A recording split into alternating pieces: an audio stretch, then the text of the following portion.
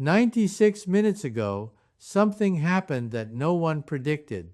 February 18th, 2026, 9:34 UTC. Multiple observatories detected a massive structural change in 3I Atlas. Not a panel opening, not a deployment event. The entire object opened. 16 panels, we've been tracking every single one dilated simultaneously. There are moments in physics when precision matters more than you can possibly imagine. When a decimal point in the wrong place changes everything. When the difference between 0.357 and 0.358 astronomical units separates coincidence from intention, and sometimes when those decimal points shift after initial calculations, you have to ask yourself a very uncomfortable question. Did we get the math wrong the first time? Or did someone change the answer? Let me explain what I mean by taking you back exactly 3 weeks. On January 24th, 2026, Professor Avi Loeb from Harvard University published a detailed orbital mechanics analysis of 3I Atlas, the interstellar object that has dominated astronomical discussion for over a year. His paper contained a calculation that should have been routine. A simple projection of where the object would be on March 16th when it passes closest to Jupiter during its outbound trajectory from the inner solar system. The calculation showed something remarkable. According to the best available data from NASA's Jet Propulsion Laboratory, the NASA Horizons database, and observations from multiple observatories around the world, 3I Atlas would pass Jupiter at a distance of exactly 0.357 astronomical units. That is approximately 53.4 million kilometers from Jupiter's center. That number should mean nothing to most people. It is just a distance, one of billions of possible distances the object could pass at. Except that 0.357 astronomical units is not just any distance, it is the Hill radius of Jupiter. Let me explain what that means, because this is absolutely critical to understanding why what happened next matters so profoundly. The Hill radius, also called the Hill sphere, is the region of space around a planet where that planet's gravity dominates over the sun's gravity. Inside the Hill sphere, the planet is the primary gravitational influence. Objects in this region will tend to orbit the planet rather than the sun. Outside the Hill sphere, the sun's gravity dominates. Objects will orbit the sun rather than the planet, even if they pass relatively close to the planet. The boundary between these two regions is not arbitrary. It is determined by precise mathematical relationships involving the masses of the sun and planet and the distance between them. For Jupiter, the largest planet in our solar system, the Hill radius is 0.357 astronomical units. Exactly the distance that 3I Atlas was calculated to pass. Not 0.356, not 0.358, 0.357, precisely at the boundary where Jupiter's gravitational influence equals the sun's gravitational influence. In his January 24th paper, Professor Loeb pointed out that this was an extraordinary coincidence. The probability of an interstellar object traveling on a hyperbolic trajectory through our solar system happening to pass Jupiter at exactly its Hill radius is extremely small. There are infinite possible distances it could pass at. The fact that orbital mechanics and gravitational interactions would naturally produce a trajectory that targets this specific mathematically significant distance is statistically improbable. Unless the trajectory was designed that way, unless someone or something intended for the object to cross precisely at the gravitational boundary. Loeb was careful in his language. He did not declare the object artificial based on this observation alone. But he noted that precision targeting of gravitationally significant points would be exactly what you would expect from a spacecraft conducting a systematic survey of our solar system. If you wanted to study Jupiter, passing exactly at the Hill radius would give you optimal data about the transition between solar and Jovian gravitational dominance. It would be the perfect observation point. The paper circulated through the astronomy community. Some researchers agreed the coincidence was noteworthy. Others argued it was just that, a coincidence, and that reading meaning into it was premature. The debate continued for 2 weeks, with various scientists offering perspectives. Then, on February 7th, something strange happened. NASA's Jet Propulsion Laboratory updated the orbital parameters for 3I Atlas in the Horizons database. The Horizons system is the authoritative source for solar system object positions and trajectories. It is maintained by JPL and used by astronomers worldwide for mission planning and observation coordination. When orbital parameters are updated, it is usually because new observational data has been incorporated that refines the calculations. This happens routinely. You get more observations, you get better measurements, you calculate a more precise orbit. The February 7th update was described as incorporating recent astrometric data from ground-based observatories. But the change it made was significant. The new calculation showed that 3I Atlas would pass Jupiter not at 0.357 astronomical units, but at 0.358 astronomical units, 1,000th of an astronomical unit farther away. That is approximately 150,000 kilometers of additional separation. Now, in astronomical terms, 150,000 kilometers is essentially nothing. It is about 1/3 the distance from Earth to the Moon. In the context of Jupiter's massive size and the enormous distances involved in planetary encounters, this is a tiny adjustment, but it changes the fundamental nature of the encounter. At 0.357 astronomical units, the object crosses exactly at the Hill radius. It touches the gravitational boundary with mathematical precision. At 0.358 astronomical units, it passes just outside the Hill radius. It remains in the solar gravitational dominance region throughout the entire encounter. The coincidence disappears. The precision targeting interpretation becomes much harder to support. Professor Loeb noticed this immediately. On February 9th, he published an updated analysis acknowledging the revised trajectory, but raising questions about the timing and nature of the orbital update. His analysis pointed out several curious aspects of the situation. First, the astrometric data that supposedly justified the orbital update was not significantly different from data that had been available for weeks. Multiple observatories had been tracking 3I Atlas continuously. The observations used in the February 7th update were not dramatically more precise or numerous than observations that had been available when the January calculations were performed.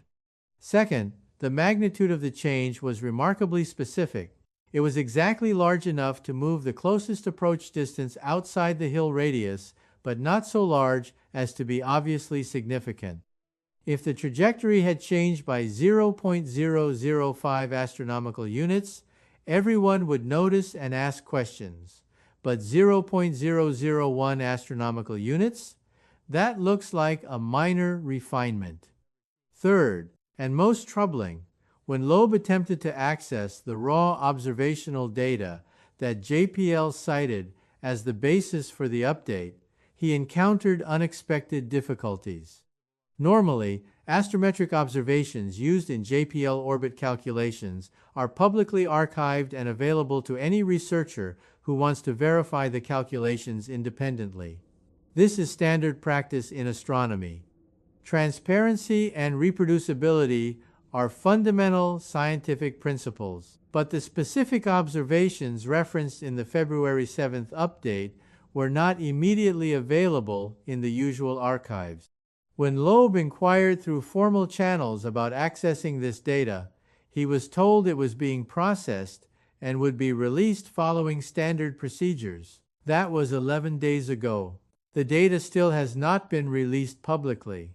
Now, let me be very clear about what I am and am not suggesting here. I am not claiming that NASA deliberately falsified orbital calculations. I am not asserting that data was manipulated to hide evidence of artificial trajectory control. What I am saying is that the sequence of events raises legitimate questions that deserve answers. An orbital calculation shows extraordinary precision targeting of a gravitationally significant boundary. That calculation remains stable for 2 weeks.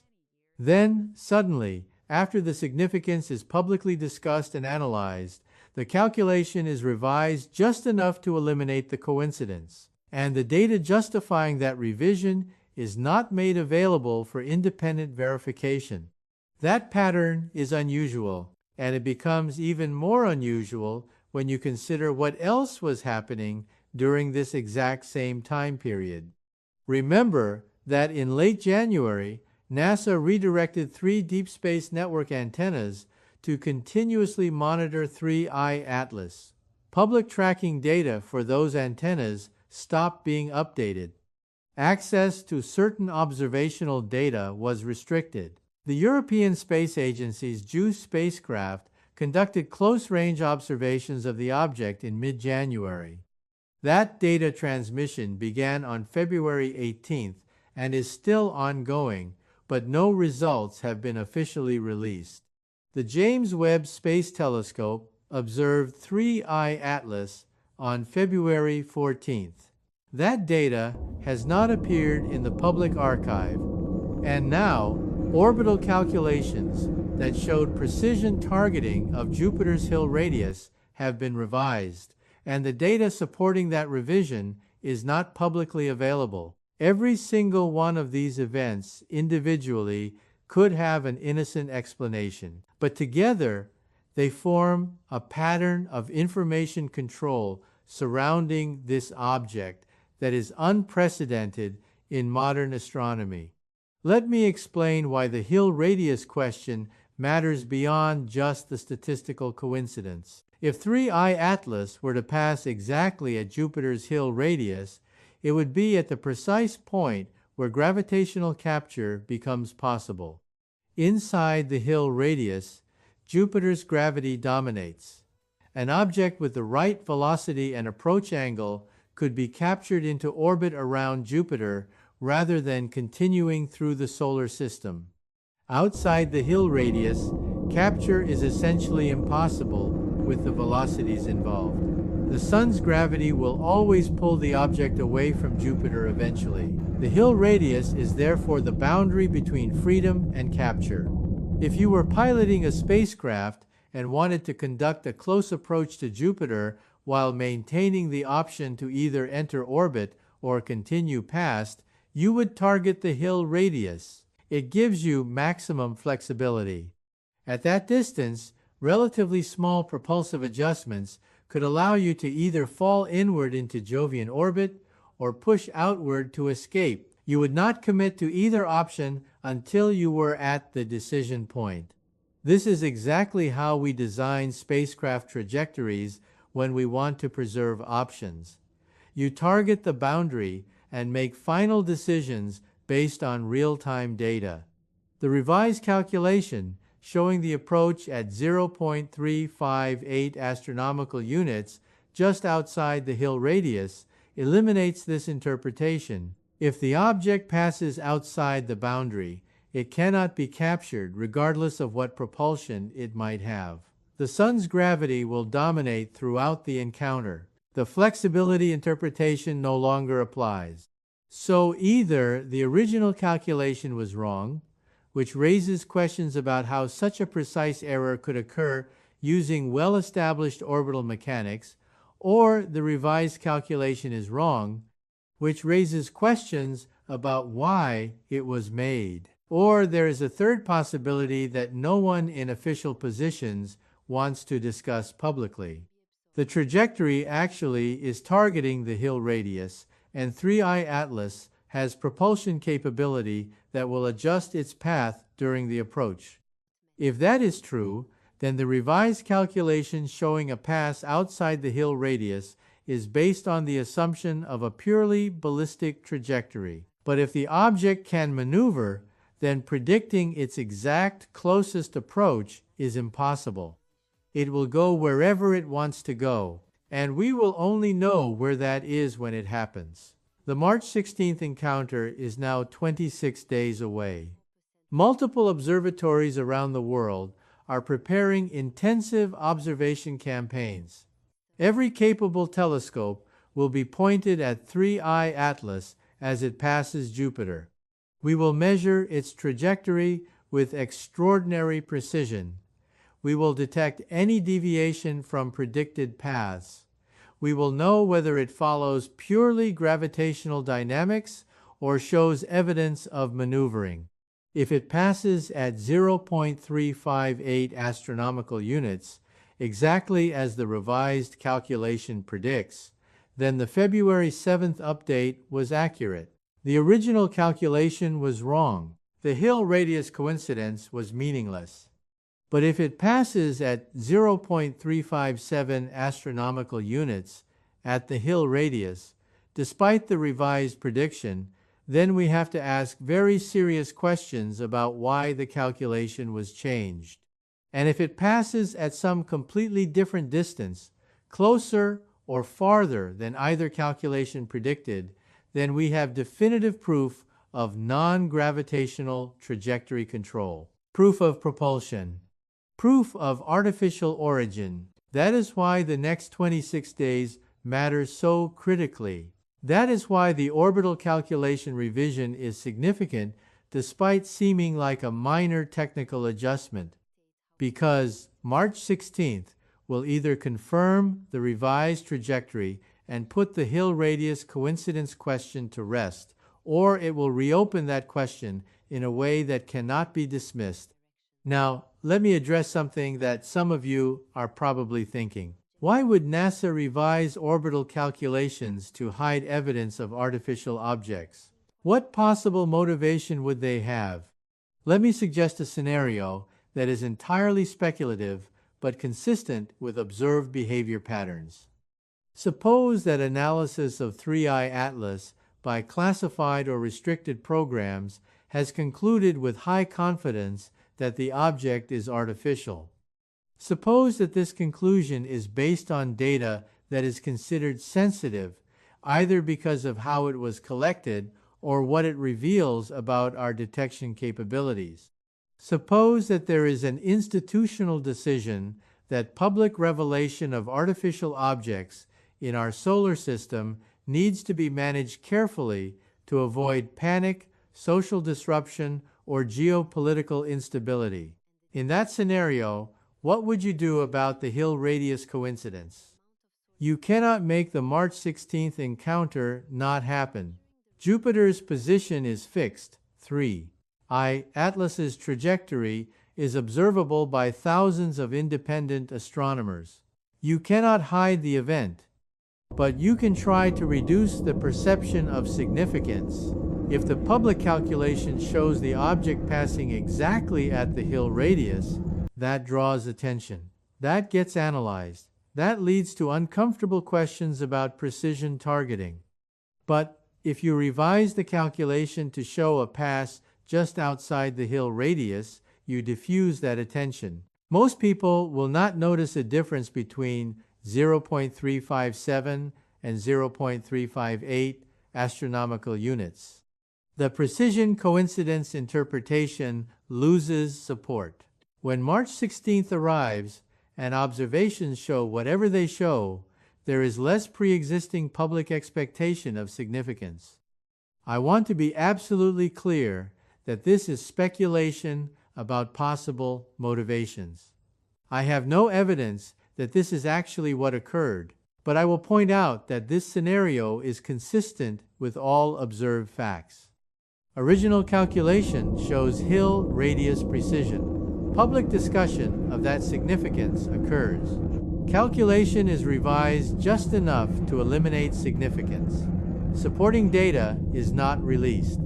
Institutional access to other observations of the same object is restricted. That is a consistent pattern, and it is a pattern that deserves scrutiny.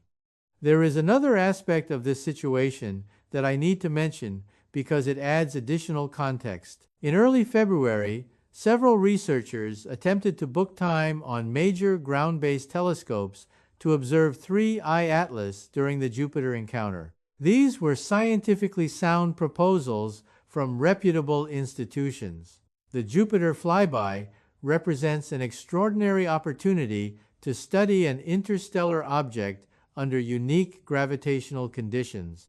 Getting high-quality data during the encounter would be scientifically valuable, regardless of whether the object is natural or artificial. Multiple proposals were submitted to different telescope allocation committees. All of them were declined. The stated reasons varied. Some were told telescope time was already fully allocated. Others were told that existing observation programs would cover the event adequately. One researcher was told that observations of 3I Atlas were being coordinated through a different process and individual proposals were not being accepted. This is highly unusual.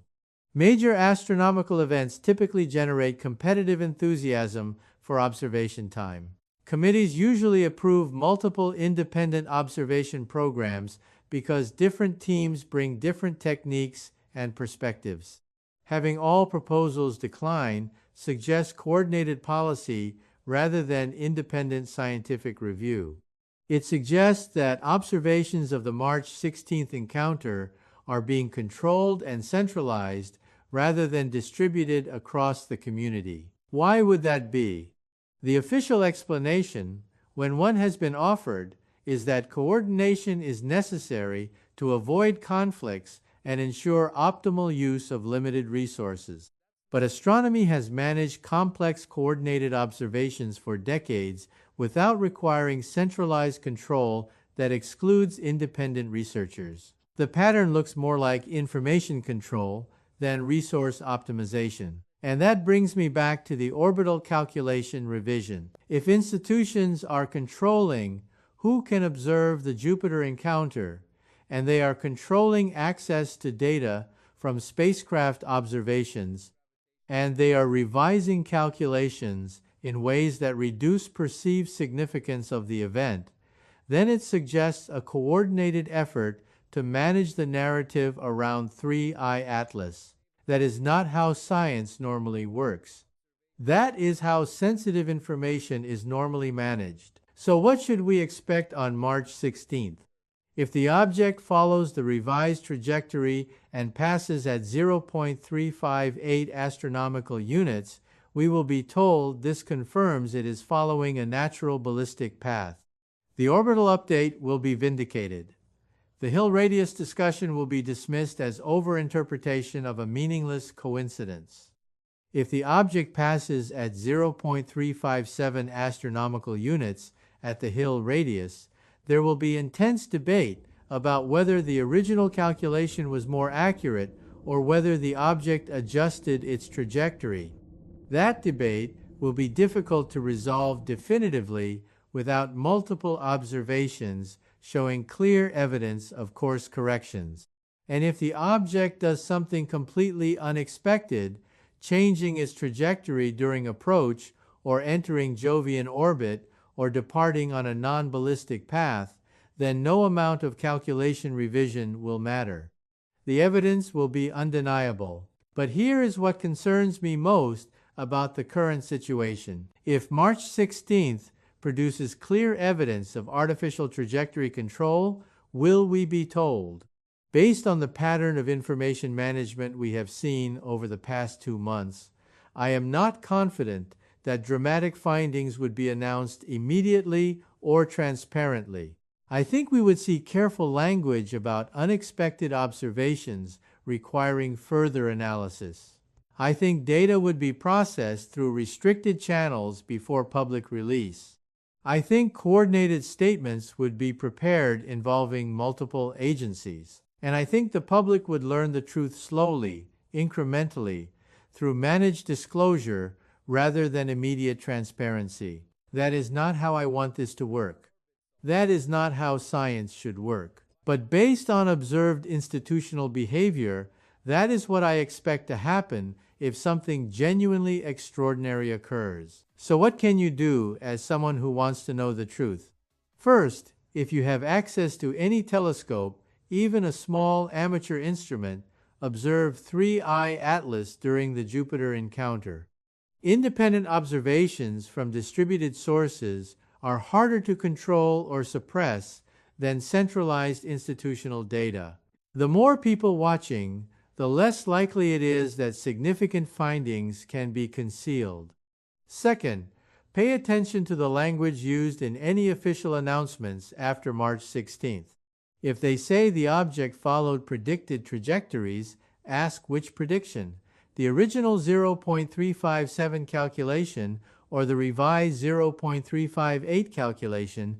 If they say the observations were consistent with natural behavior, ask what natural process explains all the anomalies that have been observed since January 2025. If they say more analysis is required before conclusions can be drawn, ask why analysis requires restricting data access. Third, demand that the observational data used to justify the February 7th orbital update be released publicly. That data should have been available weeks ago. There is no legitimate scientific reason to withhold astrometric observations. If JPL cannot or will not release that data, then the orbital revision should be considered questionable. And fourth, remember that absence of evidence is not evidence of absence. If March 16th comes and goes without dramatic announcements, that does not mean nothing significant happened. It might mean that whatever happened is being carefully managed before public release. Stay skeptical, stay curious, and keep asking questions. Because the truth about 3I Atlas is not going to be handed to us in a clear, simple announcement. It is going to emerge gradually through the accumulation of observations, analysis, and the inevitable leaks that occur when large numbers of people know something important. We are 26 days from a critical test. An interstellar object is going to pass Jupiter at a distance that is either meaningless or profoundly significant, depending on which calculation you trust. We will observe what happens. We will measure trajectories, and we will see whether the predictions hold or whether something unexpected occurs. But regardless of what the observations show, pay attention to how the information is handled. Because how institutions respond to the data will tell you as much as the data itself. If they are open, transparent, and release everything immediately, then whatever happened was probably not paradigm shifting. If they are cautious, coordinated, and slow to release information, then something significant occurred that they are carefully managing. The orbital calculation revision was a small thing, 1,000th of an astronomical unit, a seemingly minor adjustment based on refined data. But small things can reveal large patterns, and the pattern around 3I Atlas is one of increasing information control. That pattern should concern everyone who believes science works best with transparency. March 16th is coming. The encounter will happen whether we are ready or not. And we will finally see whether 3I Atlas crossed the gravitational boundary with precision and purpose, or whether it was always just a coincidence that was corrected by better math. I know which possibility I think is more likely. And I suspect you do too.